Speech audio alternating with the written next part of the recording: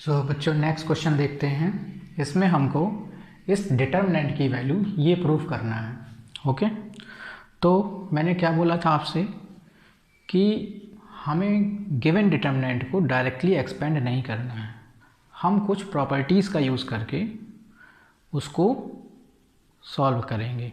तो सबसे पहले अगर कोई प्रॉपर्टी समझ में नहीं आ रही है तो हमें कुछ ट्रांसफॉर्मेशंस का यूज करके, ये भी डिटर्मिनेंट की प्रॉपर्टी ही है, ट्रांसफॉर्मेशंस यूज करना ये भी क्या है, प्रॉपर्टीज़ ही हैं डिटर्मिनेंट की।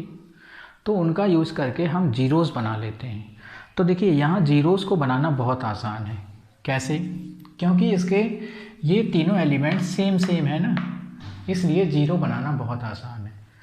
भाई अगर सेम है तो 1 - 1 0 हो जाएगा, ऐसे ये भी 1 - 1 0 हो जाएगा कि नहीं। तो हम करते क्या हैं, सबसे पहले इसको ज़ीरो बनाते हैं। तो इसको अगर मुझे ज़ीरो बनाना है तो मैं क्या करूं, C1 को रिप्लेस कर दूं C1 - C2 से।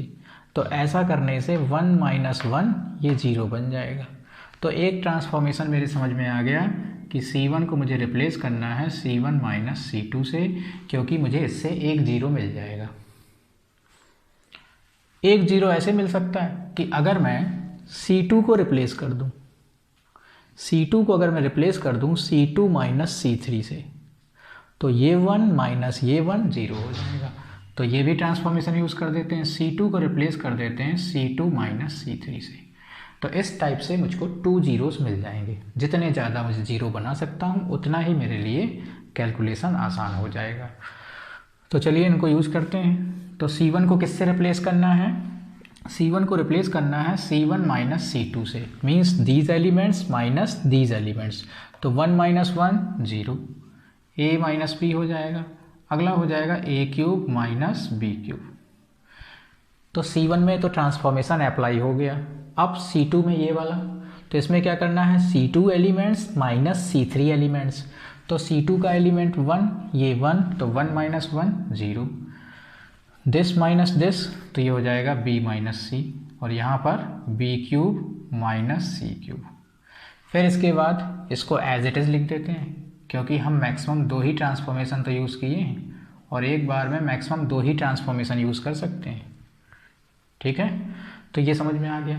अब इसके बाद आप ध्यान से देखिए, फर्स्ट वाले कॉलम में ये 0 है, ये a - b है, और a³ - b³ को अगर हम एक्सपेंड करें तो इसकी वैल्यू क्या होगी, a - b, और एक दूसरे ब्रैकेट में a² + ab + b²। तो 0 के साथ तो a - b हम लिखा मान ही सकते हैं, मतलब इसको तो हम मान ही सकते हैं 0 × a - b। यहाँ पर भी a - b है और इसके फैक्टर में भी a - b आएगा। तो a - b तीनों में है, तो हम a - b को कॉमन ले सकते हैं। सिमिलरली यहाँ पर b - c तीनों में है, भाई 0 × b - c इसमें तो है ही, और इसके फैक्टर में भी b - c आएगा। तो हम करते क्या हैं, इसको और छोटा बनाने के लिए इसमें से a - b को, इसमें से b - c को कॉमन कर लेते हैं। तो जब ऐसा करेंगे, a - b को हमने फर्स्ट कॉलम से कॉमन किया एंड सेकेंड कॉलम से b - c को कॉमन किया। राइट करने की ज़रूरत नहीं है, समझ जाएगा जो आपका देखेगा कि आपने कॉमन लिया है। तो यहाँ पर क्या हो जाएगा, ये तो 0 ही बचेगा। चूँकि a - b कॉमन हो गया है तो ये 1 हो जाएगा। अब इसमें a - b निकल गया, भाई a³ - b³ किसके इक्वल होता है, a³ - b³ किसके इक्वल होता है, ये इक्वल होता है a - b एंड दूसरे ब्रैकेट में a² + ab + b²। तो चूँकि a - b तो कॉमन हो चुका है तो ये चीज़ तो फिर भी बची रहेगी ना। तो यहाँ पर क्या लिखना है मुझे, a² + ab + b², ये बचा रहेगा। फिर इसके बाद सेकंड वाले में आ जाओ, सेकंड कॉलम में, तो इसमें ये तो 0 ही रहेगा। चूँकि b - c कॉमन हो चुका है तो यहाँ पर भी कितना हो जाएगा, 1, और यहाँ पर क्या बचेगा, b² + c² + bc, या b² + bc + c², कुछ भी। और थर्ड कॉलम मेरा वैसे ही रहेगा, 1 c c³, थर्ड कॉलम के एलिमेंट्स वैसे ही रहेंगे। अंडरस्टैंड। अब इसके बाद मैं क्या करूं कि एक जीरो मेरा और बन सकता है। कैसे? यहाँ भी 1 है, यहाँ भी 1 है, तो अगर मैं इसको रिप्लेस कर दूं दिस माइनस दिस से, तो यहाँ पर एक जीरो और आ जाएगा। जितने ज़्यादा से ज़्यादा जीरो हो सकें वो बनाने हैं, क्योंकि जितने जीरो हम बना लेंगे हमारा जो प्रोसेस है, जो क्वेश्चन है, वो बहुत सिंपल होता चला जाएगा। तो 2 जीरोस तो बन गए हैं, लेकिन एक जीरो हम और बना सकते हैं कि नहीं? या अगर आपको नहीं बनाना तो 2 जीरोस भी बहुत हैं। अब आप क्या कर दो, एक्सपेंड कर दो। अब हम क्या करें, इसको एक्सपेंड कर सकते हैं। जैसे मान लो अगर आपको एक जीरो और नहीं बनाना, वैसे बना तो सकते हैं। कैसे? अगर मैं C1 को रिप्लेस कर दूं C1 के एलिमेंट्स माइनस C2 के एलिमेंट्स, तो यहाँ पे एक जीरो आ जाएगा ना, आ जाएगा कि नहीं? तो जब बन रहा तो बना लेते हैं। तो एक ट्रांसफॉर्मेशन और यूज कर देता हूँ, C1 को रिप्लेस कर रहा हूँ C1 माइनस C2 से। C1 को रिप्लेस कर रहा हूँ C1 माइनस C2 से। तो क्या आ जाएगा मेरा डिटर्मिनेंट की वैल्यू? ये आ जाएगा A minus B minus C, and इसके अंदर क्या होगा, C1 माइनस C2 करना है, मतलब these elements minus these elements. तो 0 माइनस 0, यहाँ तो 0 ही रहेगा। 1 माइनस 1, ये 0 हो जाएगा। And this minus this minus this, तो ये हो जाएगा बड़ा सा एक एक्सप्रेशन आ जाएगा A स्क्वायर और minus B square plus AB minus BC, यहाँ लिख देता हूँ थोड़ा, प्लस, और ये कैंसिल हो जाएंगे, B square minus B square, ये तो कट जाएगा भाई। दिस माइनस दिस किया तो B square minus B square तो कट गए, A square minus C square आएगा, सॉरी बेटा, A square minus C square आएगा, क्योंकि B स्क्वायर तो कैंसिल हो जाएगा ना। देखिए फिर से भाई, दिस माइनस दिस कर रहे हैं तो B स्क्वायर इधर प्लस का है, इधर माइनस का, तो कट जाएगा। बचेगा क्या, A square minus C square plus AB minus BC, ये बचेगा। बाकी वही रहेगा 0 1 0 1, और इसके एलिमेंट्स क्या हैं, B square plus C square plus BC। Third column के एलिमेंट्स 1 C क्यूब। ठीक है, अब हम क्या करते हैं, इसको एक्सपेंड कर देते हैं। बहुत जीरोस हो गए, अब इसको आप एक्सपेंड कर दो। तो जब मैं इसको एक्सपेंड करूंगा तो मुझे क्या मिलेगा, मेरे पास आ जाएगा A minus B minus C, और अब मैं इसके रिस्पेक्ट में एक्सपेंड कर रहा हूँ। जिसमें सबसे ज़्यादा जीरोज़ हों उसी के रिस्पेक्ट में एक्सपेंड करते हैं, या फिर हम इसके रिस्पेक्ट में भी एक्सपेंड कर सकते हैं, लेकिन ये फिर भी इजी है क्योंकि इसमें 0 0 और यहाँ पर भी सिंपल 1 है।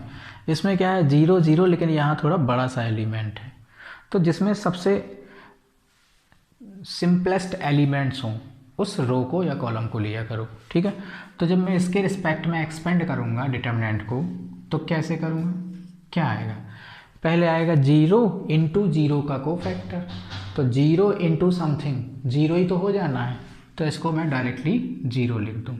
फिर इसके बाद अब प्लस 0 इंटू इसका कोफैक्टर, तो ये भी टर्म 0 ही हो जाएगा। फिर इसके बाद प्लस, अब आएगा ये 1 इंटू इसका कोफैक्टर, तो 1 इंटू इसका कोफैक्टर, तो इसकी पोजीशन क्या है, इसकी पोजीशन है 1 3 1 3, सम हो गया 4 4, क्या है इवन नंबर, तो यहाँ प्लस ही रहेगा। अब इसका हमें माइनर राइट करना है, तो इसको छिपाओ, इसको छिपाओ, तो क्या होगा, इसका इसमें मल्टीप्लाई माइनस इसका इसमें मल्टीप्लाई, तो जब इसका इसमें मल्टीप्लाई होगा तो ये 0 आ जाएगा। फिर माइनस इसका इसमें मल्टीप्लाई, तो 1 का मल्टीप्लाई जब इसमें होगा तो यही पूरा आ जाएगा। क्या आ जाएगा, यही पूरा आ जाएगा। तो इसको राइट कर देते हैं, ये आ जाएगा A square minus C square plus AB and minus BC।